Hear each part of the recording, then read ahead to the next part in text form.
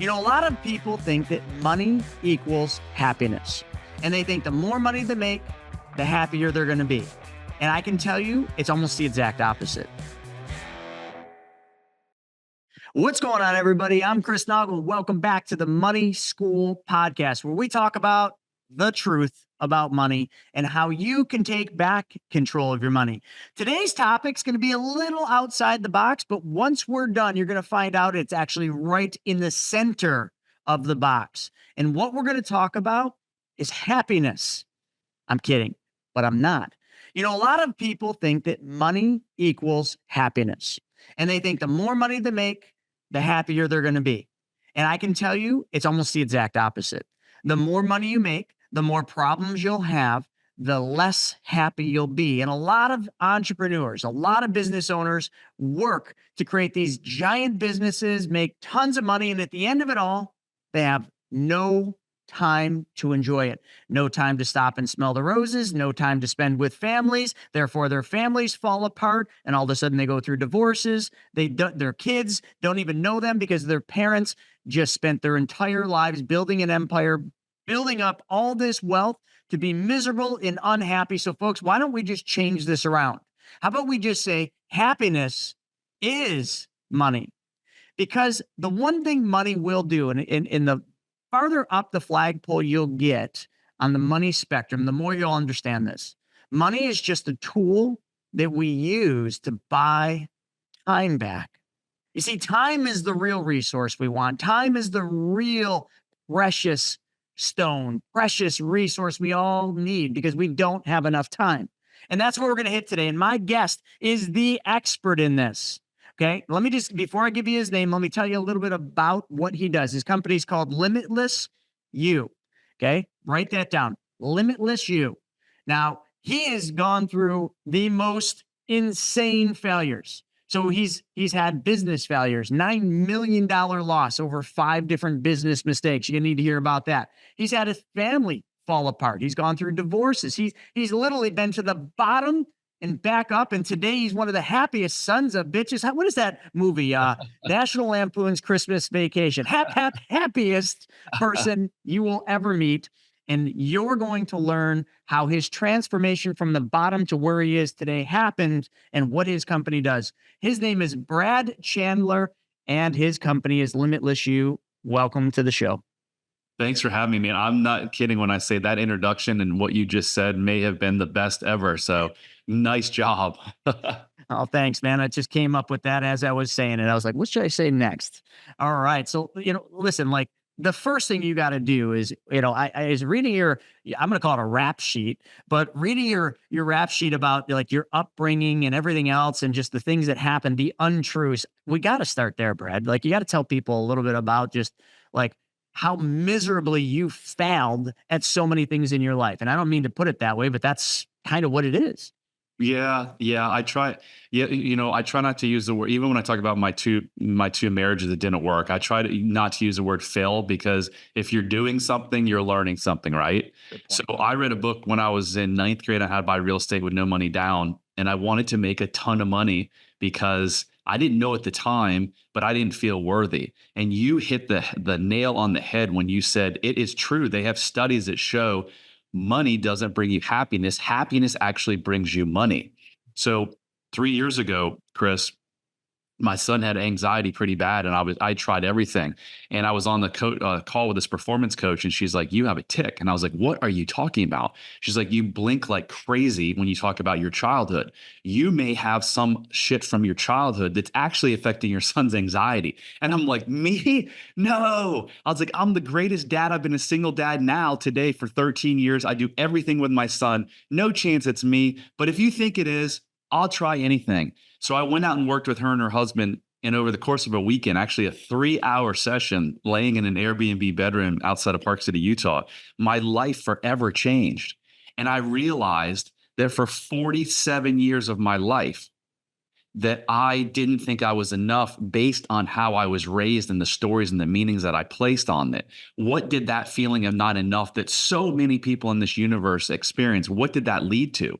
It led to those $9 million worth of mistakes that we're going to talk about. It led to the 2 marriages that didn't work. It led to 2 kids with behavioral problems. It led to me smoking weed. There was a time where I smoked weed every night of my life for like 2 or 3 years. And it was, my excuse was, oh, it helps me sleep. Well, it doesn't help you sleep. It might put you to sleep, but it doesn't allow you to get into REM sleep. So that's another topic for another day. I drank to make myself feel better. I mean, you name it. I had there were issues, all from this not feeling enough. So when I went through this in 3-hour session, I'd been going to therapy for 3 decades, Chris. I went to 50, 60 different marriage counseling sessions, and I got more out of this one 3-hour session than all of those combined. And I came home and I looked around at my life and my network and my family and my business and my company. And I was like, oh my gosh, everyone's struggling for the same reason. And I know how I was fixed. I'm going to go help other people. And so these last 3 years, I've been helping people radically transform their lives. And I've studied under some of the best people. And you're right. I am so freaking happy. I wake up every day and say, this is amazing. I get to the gym at 7 o'clock.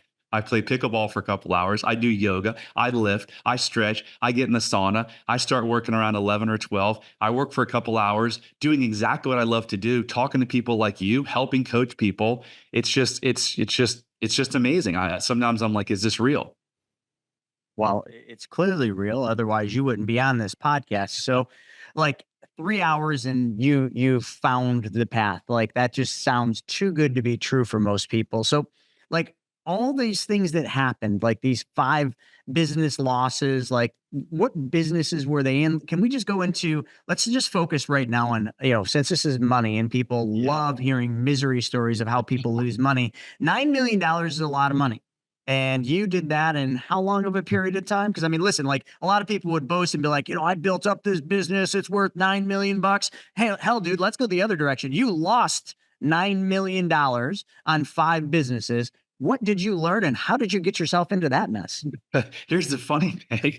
It wasn't 5 businesses. It was 1 business. I was so good that from 2005 to 2017, 5 mistakes. So the first mistake was I bought my first house in July of 2003.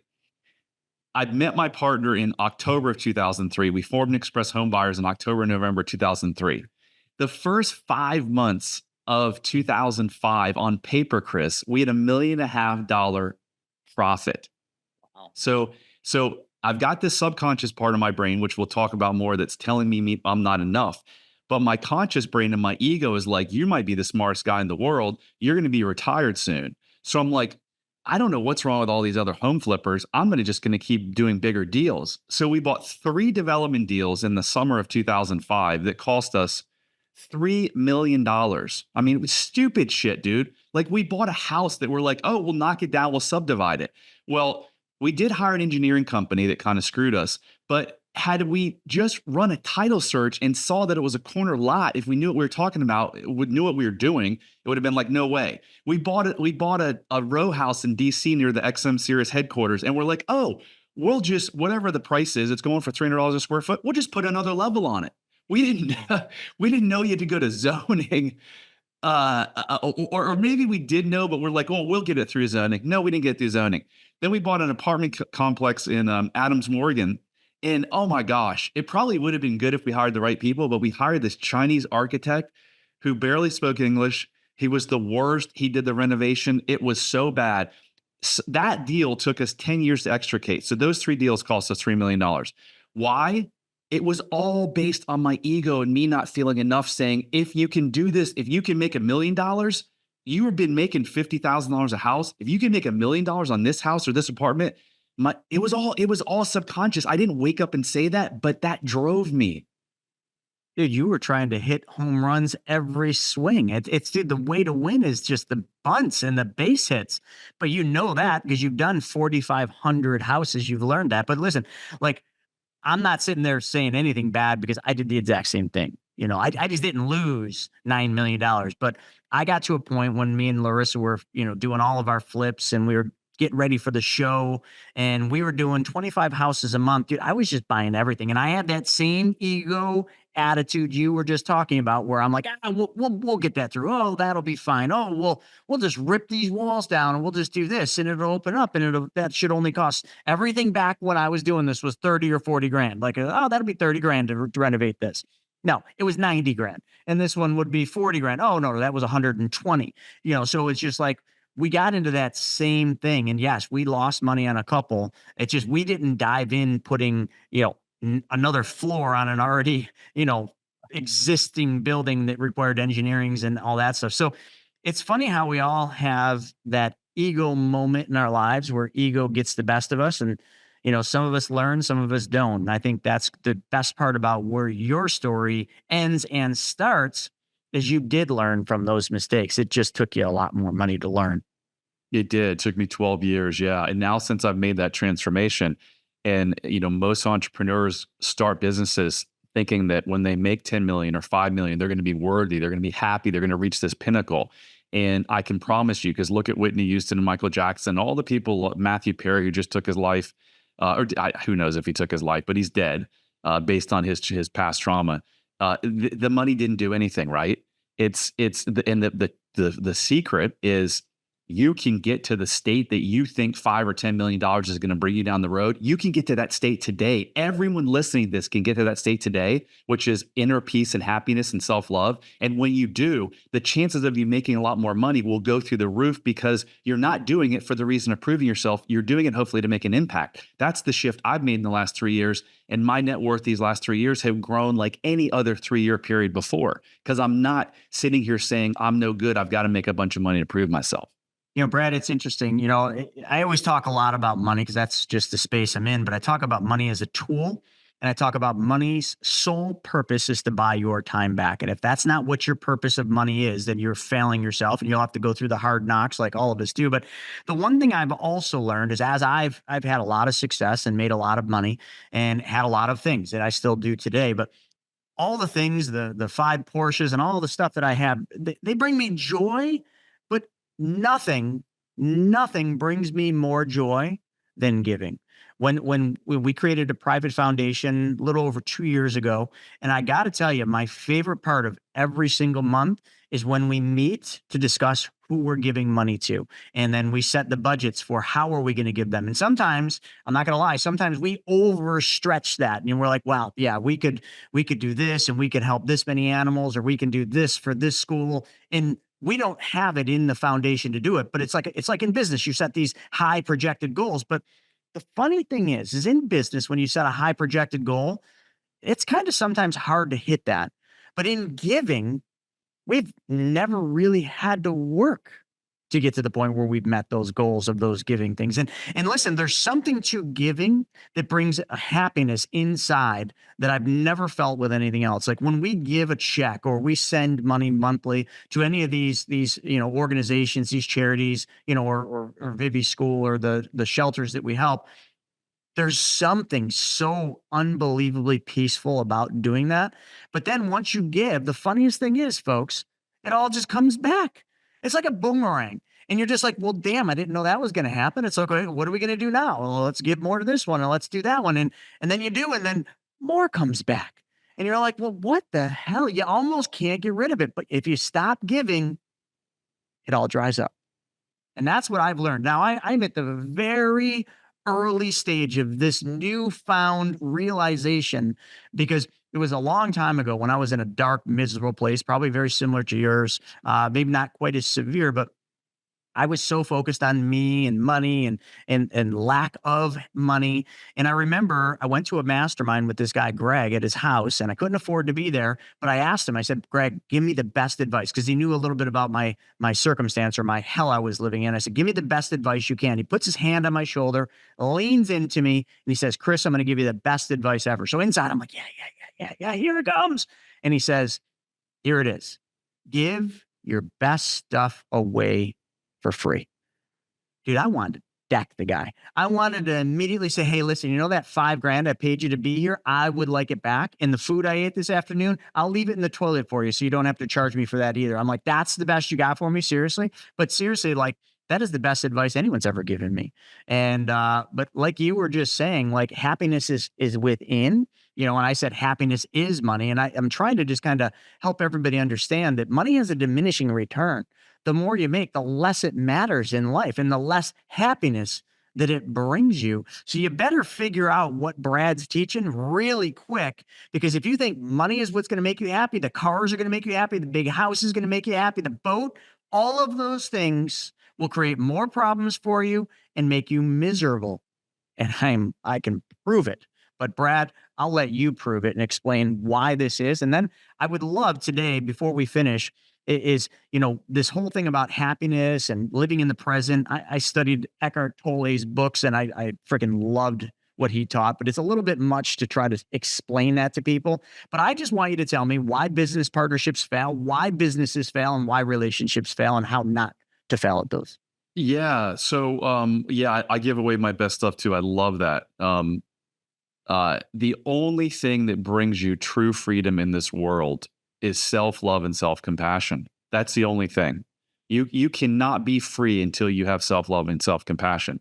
So I want to go back to what you said. You're like, that sounds too good to be true. And I agree. 30 years of going to therapy, and in 3 hours, like everything changed. Here's why everything changed. I'm gonna explain to you why every single negative behavior that you have, why you struggle to change it, and why it's not your fault.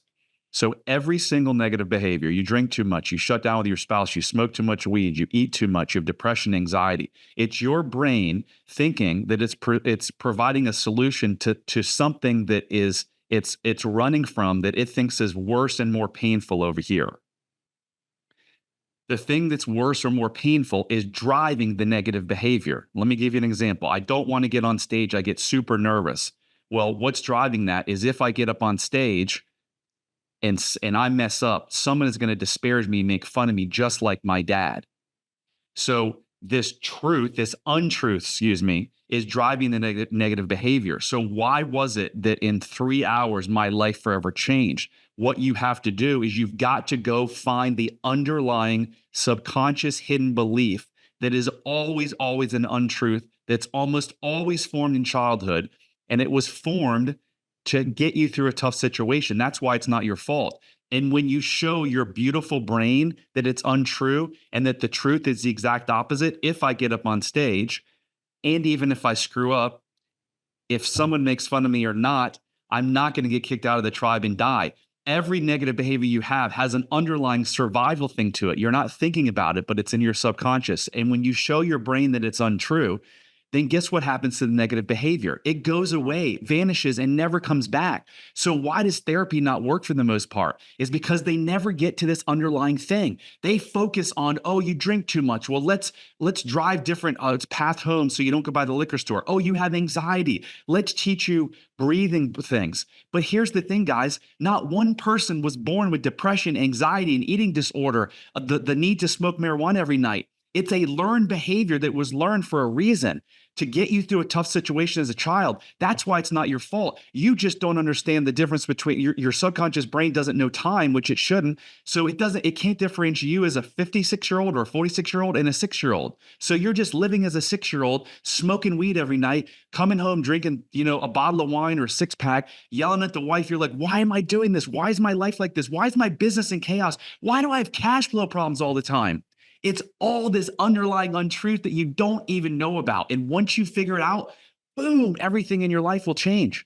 It makes perfect sense. I mean, obviously, as you know, I've spoken on, I can't even count the number of stages. And in the beginning, I was super nervous, just like everyone is before they go up and talk on a stage in front of a whole room full of people. But the one thing I will tell everybody is like what you just said, the untruths is if you got up on stage, let's say you completely bombed, but yet you just didn't take yourself super serious and you just made a joke about it. Everybody in that room would fall in love with you because everyone in that room would resonate themselves in your mistake you just made and say, oh my God, he's real. Oh my God, I want to get to know more about this person. Oh my God, what is this person selling? Like, because you were vulnerable, because you weren't perfect, because you made a mistake or 2 or 5 or however many it was, and you laughed about them, you just made that room yours.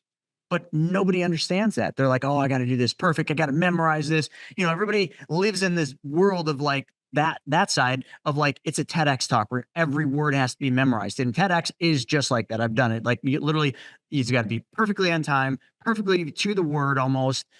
Speaking everywhere else should never be like a TEDx talk ever. And they're all doing that, Chris, because they're all trying to prove something because they don't feel worthy. That's you can take almost every psychological disorder in the world, and it all comes back to this: something's wrong with me. I'm not enough. Interesting. So let me just touch on the survival part because this is really fascinating to me. Our brains have been around for 6 million years. That's how long human brains have been around. We lived in tribes. We've only not lived in tribes like a fraction of that time, like 1/100%. What happened as a tribe member when you would get kicked out 1,000 years ago, 5,000 years ago, when you get kicked out of the tribe? What would happen to you? Probably die. You would die. So when you're 5 years old and your mom doesn't give you the cookie and you tell her you hate her and she cries for 2 hours because of her emotional baggage from a kid, and then dad comes home and spanks you and says, don't you ever make mommy feel like that. You're bad. What do you say? Oh my God, I've just upset the two people that are keep taking care of me and making me survive.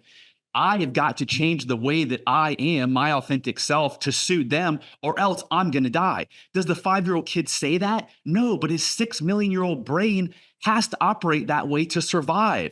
So as a 46-year-old, when your wife says something like, hey, it really bothered me at dinner when you didn't stand up for me, and you go into fight or flight, you make it her problem, and then you shut down for 3 days, that's your brain saying, if you open up and you're your authentic self with her, she may stop loving you just like my mom and dad, or at least how I perceived it. And therefore, I might get kicked out of the tribe and die. So all of this shit that we have in our lives, the basis of most of it is that our brains are telling us we're in danger. We're not safe.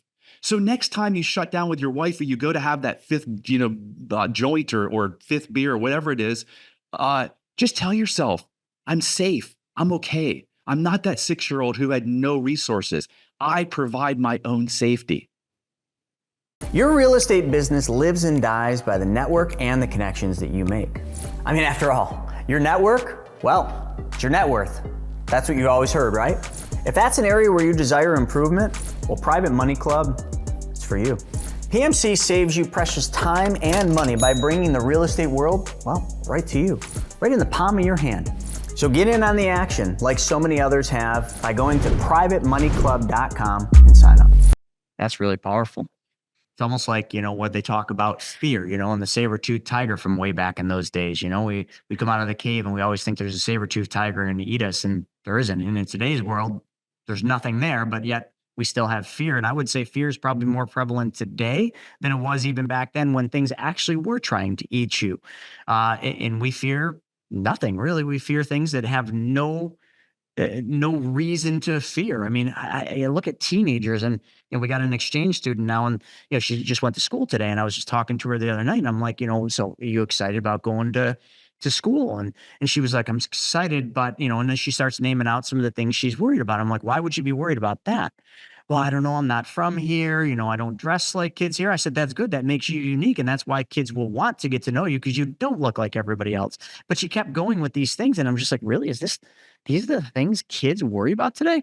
And then I'm trying to think back to when I was in school, and they're probably the same damn things I'm worried about. Things that absolutely mean nothing, that if you would just go with it, you'd probably make a bigger impact than trying to follow the herd. And holy shit, can we go deep into that when it comes to politics and everything else, and just what's gone on in the last 5 years of following the herd, when I just feel like sometimes we just need to just be happy with who we are and what we are and just go with it. I don't know. I mean, it's just insane when you actually bring yourself into that situation where you see what's really going on. And that happened to me just the other night. Yeah, the two most prevalent emotions are fear and anger. Fear and anger 1,000 years ago kept us alive. Today, it destroys us. It destroys our health. It destroys our businesses. It destroys our cash flow, our finances. It destroys our marriages and our relationships. Fear and anger, they don't serve us at all. We don't need them. There aren't lions outside that are going to eat us. But yet, because of our 6 million-year-old brain, it hasn't evolved enough to be like, hey, you don't need that anymore. So we're still hanging on to it. The only fears we were ever born with were fear of falling down and fear of loud noises. Every fear that you have today, it was a learned fear. If it was learned, then we can unlearn it. So how does one go about doing that? The exact process that I went through. You've got to get into a deeply relaxed meditative state. Hopefully, you can do it alone. It's very hard, but you got to figure out. So the anxiety, you take the anxiety away. If I took the anxiety away, if I walked up onto that stage with no anxiety, what would happen? And then most people are like, oh, I'd be confident. The crowd would love me. Well, great. Those are all positive things, but you're doing it for a reason. Why is your brain giving you the anxiety? And the ultimate reason is if I go up on stage and I get made fun of, I will be disparaged, made fun of, and then I'll get kicked out of the tribe. So that's how you do it. You go, what? But wait, when in my life, in my situation, because I used to be nervous, I was thinking to myself, well, I get up on stage when I was 22 years old to read a Bible verse from my friend who was getting married. And I was so nervous, my knees were shaking, and I forgot to read. I skipped a whole passage. Did I die? No. And then your brain's like, ding, ding, ding, mismatch detector. So you think your anxiety is created because you're going to die if you mess up, but you already messed up and you didn't die. So you literally overlay the neural pathways. You create a new neural pathway over top, and then the negative behavior goes away. Chris, it's that simple. That's when you hear the passion in my voice, like you talk about money and real estate, and we go to this. It's because there's 100 million Americans right now on an antidepressant or anti-anxiety. It's the reason our hospitals are full. It's the reason our prisons are full. It's the reason that we have 2 or 3 wars going on right now. Everything comes down to this untruth that causes people to think they're not enough, that's causing this mayhem in our world. Everything. And it can be fixed literally in a matter of hours or weeks. I've seen it with myself, and now I've seen it with 100 clients. Just, you talk about giving, you talk about giving money. I give money, but what I give more is when I get the text from the guy who said, thank you for changing my life and my family's life, because he came to me a year and a half ago and was about to go have a divorce. And I never had a marriage counseling session. I never met his wife. I never talked to her. But now a year and a half later, they've got a great marriage. The problem in relationships are never the actual relationship. It's the relationship you have with yourself. So if you're sitting here being like, well, my wife or my husband does this, this, and this, and I got to leave them. No, you're just going to find the same exact person because I did it. And that's what we all do. It's your fault. We're just going to find the same person. The problem lies with you. It lies within. Learn to reconnect with yourself and love yourself. Your business will change. Your finances will change. Your relationship will change. Your kids will change. Everything will change. If you have a kid that's misbehaving, the only reason kids misbehave is because they lack connection with a parent. That's it. That's it. How do I get my 4-year-old to eat healthy food instead of always wanting cookies and garbage? That's at 4 years old when your brain isn't quite, modeling, I would say. And then I try not to have any of that stuff in my house. It just makes it easier for me and the kids. Oh, it's not. No, it's just, we were at the parade the other day and, they always throw candy, and oh my God, my daughter got this bag of candy, and I was going to just throw it out when we got home, and like I hid it, and she's like, where's my suckers? It's just like, and that's all she wants for dinner. It's just like, no, we gotta eat a good dinner. It was totally a joke, a pattern interrupt right there. But so, let's go a little bit deeper into this. So when you work with somebody, you work one-on-one with them. So you just mentioned that guy that came to you a year and a half ago who was going to be going through a divorce, but you've never met his wife. That's interesting, because normally when you think of, husband and wife going through a divorce, they go to marriage counseling, and, one's getting asked questions, and did you do that? Well, you shouldn't do that. And I've never done it, but going through this thing, and you're just like, you just met with him. Did she even know about it? She knows about it for sure. Yeah. She knows about it. But look, she didn't have to be part of it. She didn't have to be part of it. I've sat through 60 of these. Here's how they go. Hold her hand more. Take her on more date nights. Repeat back what she said. Chris, none of that shit works when you've got 2 people who are fighting for their worth. It's impossible, because your subconscious brain is going to overpower you, and it's going to say, no, I can't repeat back what she says. I can't look at her with empathy and be like, listen, I understand how what I did really bothered you, because then you're right back into the survival thing. But again, it's the therapy focusing on most, I'm not saying all of them, but most, it's focusing on the symptoms. That's not what's creating the problem. Most people, it's not about, oh, I can't communicate with my spouse, I need some communication tools. You can't communicate with your spouse because your subconscious brain is shutting you down when you try to. It's the same reason that a coach will sign up people. Some people have fantastic success and other people are like, I can't go make that phone call because if I make that phone call and I mess up, again, I'm going to get kicked out of the tribe. It's all subconscious hidden beliefs. Wow, that's wild. It's beyond wild. So that's how business partnerships fail. That's how businesses fail. And that's why relationships fail. It's just that inner fight. It's the inner fight. It's the lack of connection. Because when you went through a tough time as a kid and you didn't feel loved, it was so painful. You disconnected from who you were. You started being someone else. Now your whole life for 47 years, I live with a mask on, Chris. I said, I was the guy in the boats, the 42-foot boat going to the Bahamas. I was like, I don't give a shit what people think about me. I love myself. I have a lot of self-confidence. It was all just a lie. It was a mask I was wearing. I didn't feel comfortable in my own body. That's why when I went to a party where there was going to be dancing or singing, I would smoke weed. I would drink a couple. Now I'll go do karaoke. I'll go dance through the gym. I don't need that shit anymore. I don't need to change my state because I found the inner love and happiness and peace that resides in all of us. It's there. It's just covered by filters of hurt from childhood. It's just crazy. And I'm just kind of thinking through different things that we can kind of talk about. But like one of the things I read about, your journeys, you created this proprietary thing called the Joy Generator tool. I mean, that just sounds cool. So what the hell is the Joy Generator tool? Joy Regenerator. So I teach people how to regenerate their joy. And here's how it is. And this connects into everything that we're saying. So you have an argument with your wife. You feel an emotion. When you feel a negative emotion, you are now in fight or flight state. Your brain, if you're in a negative emotion, something's wrong. There's danger, right? So that means that you've been taken out of the present. You're thinking about what's going to happen in the future or what's happened in the past. So what do? You do a couple deep breaths to ground you in getting present. And then you say, what is it that I'm feeling? That requires your prefrontal cortex, your thinking brain, because you got to think. When you think, it starts to kick you out of fight or flight. I'm feeling angry. And anger, as your buddy Eckhart Tolle says, always has underlying sadness or unresolved hurt. So anytime you're angry, you're really just sad, you're hurt. So you identify, Chris, let's just say you're doing this with your wife. You'd say, I'm sad. Know that that's the little 6-year-old boy inside yourself that's sad, because your wife could have said the same thing to me and I wouldn't have been sad. So why are you sad? Because you're bringing in a meaning from your 6-year-old self. So you say, it's okay that you feel sad. You are now giving yourself compassion, which most of us didn't get as kids. The next step in the process is, where is this coming from? Well, that's kind of where we specialize and we do the work, but we'll use me as an example. So my daughter doesn't own the dishwasher. I get angry. I'm really sad that she's, quote, disrespecting me, but I don't think anyone can disrespect you. Only you can disrespect yourself. So then I'm like, why am I feeling this? And it goes back to, I'm not enough and she doesn't love me. And therefore, and then the next question is this true? Is it true I'm not enough? And it's like, no, it's just the opposite. So the thought, there's always a thought that creates the emotion. So the thought is, I'm not enough.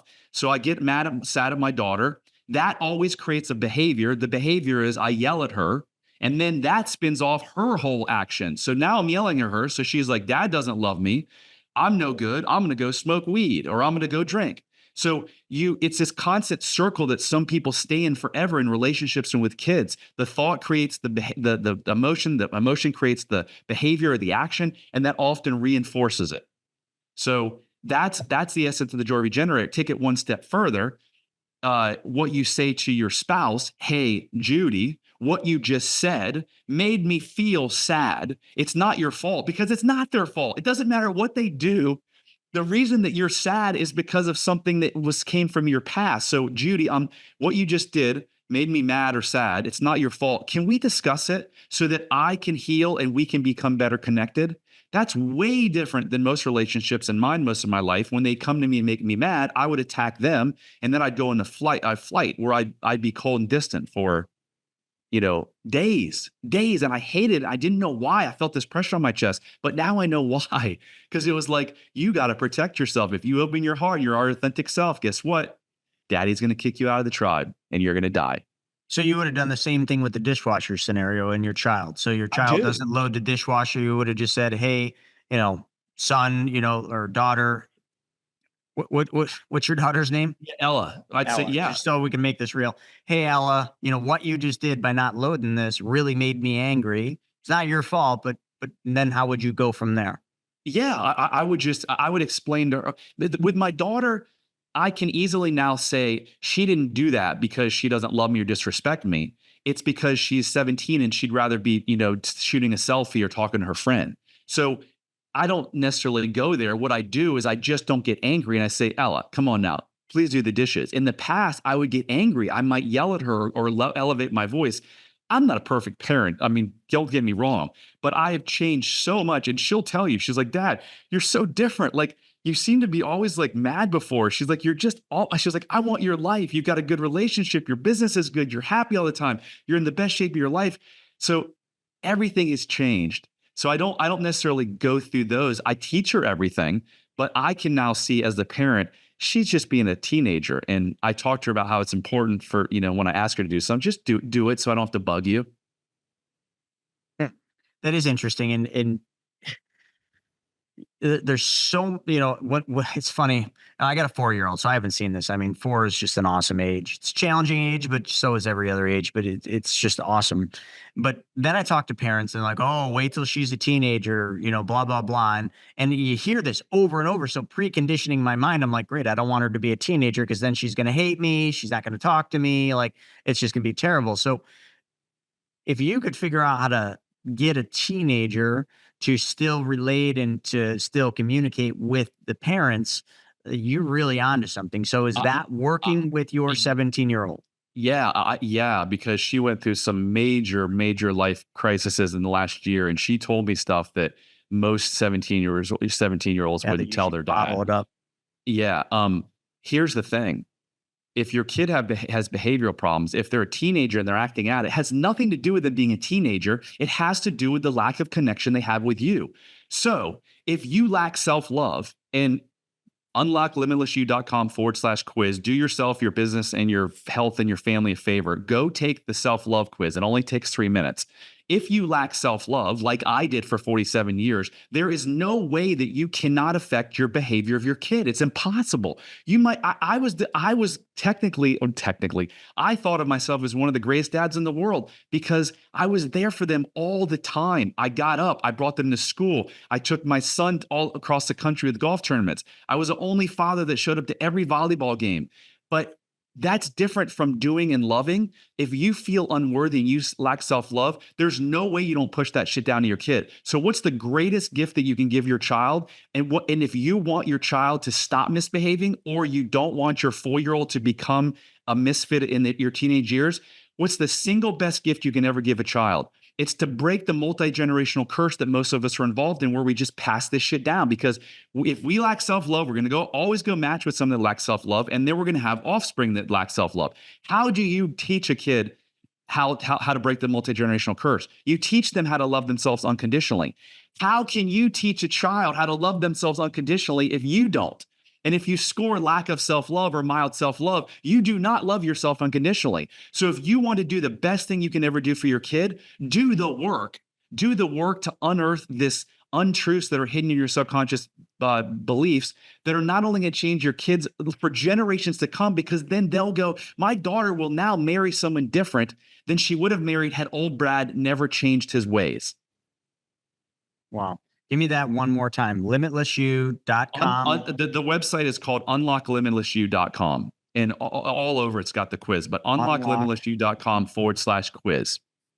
Lessyou.com/quiz. And I bet you, Chris, every single one of your friends that has told you, wait till the teenage years, I'm not kidding when I say if they truthfully took the test, I would be willing to put $10,000 on the line that every single one of those people lacked self-love to some degree.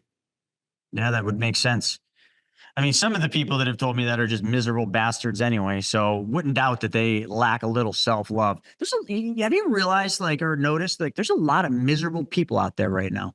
There's a lot of people that like focus, like I literally just wish I could just hand out like the serenity prayer to a whole bunch of people, because so many people are spending most of their time of their lives focusing on shit that they can't do anything to change at all. It blows my mind how much wasted energy and time people spend on things they have no ability to, they can't change it.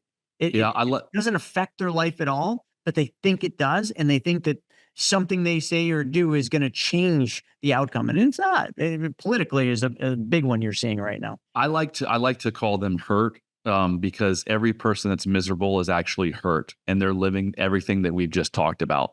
And look, the internet has not made it any better. The prescription drugs hasn't made it any better. The shit that's in our food. I mean, you go to Europe and 75% of the shit that's in our food is banned in Europe. Like there's just a lot of factors going against us. On the flip side of it, though, I think there is a movement. I think there's starting to be a movement of people starting to wake up and say there is a better way. But I'm with you. I think that there are a lot of people, a lot of really, really hurt people. And here's the thing, though. There's a solution. There's a solution that literally in a matter of weeks, if I could multiply myself by 1 million people and say, hey, let me work with 1 million people at a time, literally the hospitals 72% of Americans are on a prescription drug right now. And I think 60 something are on two prescription drugs. There's not many prescription drugs that don't have the illness based on some type of childhood stress or trauma. And 5 years ago, if you'd have told me that, I'd been like, you're an idiot. And you can think I'm an idiot, but there's a lot of smart doctors that No, would tell man, you. I'm sitting there thinking the pharmaceutical industry has figured that out a long time ago and really capitalized on it. 72%, really? 72% of Americans are on at least one freaking prescription drug. It's crazy. It's insane. Wow. Yeah, money. You're a money guy. You want to figure out anything in this world, just follow the money trail. And why money? Here's another thing it ties back to. Because money brings perceived power. So all these politicians who are lying, cheating, stealing, it's all to get money because they think money's going to bring them that happiness and power and whatever they're searching for. But everything comes down to this underlying, I'm not enough and something's wrong with me. Crazy. All right. So a week, you were saying people can change their lives in a week. So where do they go to start learning this? Is it the unlocklimitlessyou.com and the quiz? Is that the starting place? Yeah, you can take the quiz. You can there's a button to schedule a call with myself or Yvonne, my business partner or life partner. It's a 5-week program. And yeah, 3 hours. It's 3 hours is what it took me to walk out of that Airbnb bedroom a completely different person. And between hour 3 and kind of hour 5 working with clients is when they have that major shift. Like, oh my gosh, I can't believe I lived my entire life like this because of this one thought that I didn't really even know I had. Wow. So folks, remember, go ahead. No, I was just going to say we use hypnosis, and hypnosis gets to the subconscious brain better than anything on the planet. You can go the drug route and you can try psychedelics, and I don't know. I'm not opposed to them, but you don't need them. Let me just put it that way. Yeah, I mean, people fly a long ways to go to those ayahuasca. Yeah. Sorry, I'm getting that wrong, folks. I've never done it, clearly. But yeah, they go a long and ask way. how many of those people end up right back there doing it. I've tried it a couple times, not the ayahuasca, but psilocybin, just to try it as part of my journey. And it just seems to be like they just keep coming back. Like the drug isn't going to solve the problem. You've got to do the work. The drug might like bring some things to your forefront, but then you got to do the work. That is interesting. And that's the most important thing. So, I mean, all I was just going to say is, like if what I said earlier, if, money's just the tool to buy time back. And if you're wasting a lot of your time being unhappy and arguing and fighting and doing all these things, obviously, what Brad just said is it all stems back. You can fix this. You can fix this in a very short period of time. So do the quiz. I'm going to, and I'm sure I'm not scared to admit it. I got daddy problems from when I was a child. My dad was an alcoholic. There's not a Cool. day that goes by that I don't think about like those traumas or whatever you want to call them from childhood of, my dad. But it's just like, I just need to get over it. I Look, literally just need to get over it. look, Chris, here, I'm so glad you said this. This might be the most important part of the whole call, at least for you. You can't just get over it because the alcohol wasn't your father's problem, nor is it with any alcoholic. The problem is how they think about themselves. And if he didn't feel enough, if you're the child of an addict, there's no way that he could have ever. It was what I was saying a couple of minutes ago with the multi-generational curse. There's no way that he couldn't have made you feel that way. You were in flat out survival mode. Being the son of an alcoholic, you had to be in survival mode. So to say, I just have to get over it, you can't just get over it. You've got to do the work. You've got to do the deep dive. That's what I meant by doing the work. Okay. So my dad's, I've been putting so much thought into this. My father's birthday's coming up. My dad missed my birthday, didn't call me, missed my daughter's birthday, but I'm going to send him just a long letter, heartfelt letter on his birthday. And I'm hoping that just gets his attention to call me so that we can then kind of start this process of, I'm going to call it the healing process, because we just need to just put things in the past behind us. That's literally what has to happen.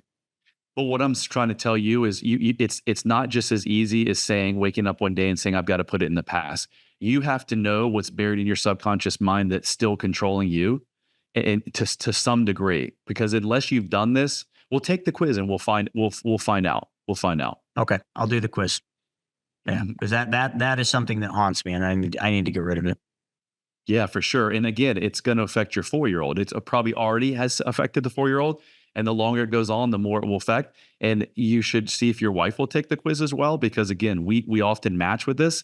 This could be, whether you work with me or not, it doesn't matter, but it's just opening your eyes to this could change your family for generations to come. Sure. Love it, man. All right, folks. Well, we're coming to the end of this, and we've kind of already put it out there. So if you want to do this quiz like I'm going to, if you've got something that's holding you back, something that's haunting you, or just listen, you're just not happy. I mean, be honest with yourself, then figure it out. Go to unlocklimitlessyou.com. I'll put it in the description /quiz. So just click that link and take the quiz, and I don't know, find out how happy you really are. I hope a bunch of you take the quiz and it just is like, ding, ding, ding, you're happy. And then you can just go about your merry little lives. But if you get something other than extreme self-love, don't think, woe is me. Think for the opposite side. Think, oh my gosh, my life can be so much better. Because I promise you, if you score lack of self-love or mild self-love, every single area of your life is being affected negatively to some degree. So think about this. Let's show you how to go from lack of self-love to extreme self-love, which I've done client after client in this 5-week session. And then everything changes. So just be hopeful and be positive rather than saying, woe is me. Love it. Well, hey, Brad, it's been fun. I know it was out of the box, but I think we brought it right back to the center of the box, like I mentioned. So it was great spending some time with you, and keep up the good work, man. Thank you, sir. All right, folks, that'll wrap this episode up. Go out there and just take control, not just of your money, but take control of your actions and your self-love. With that being said, we'll see you on the next one.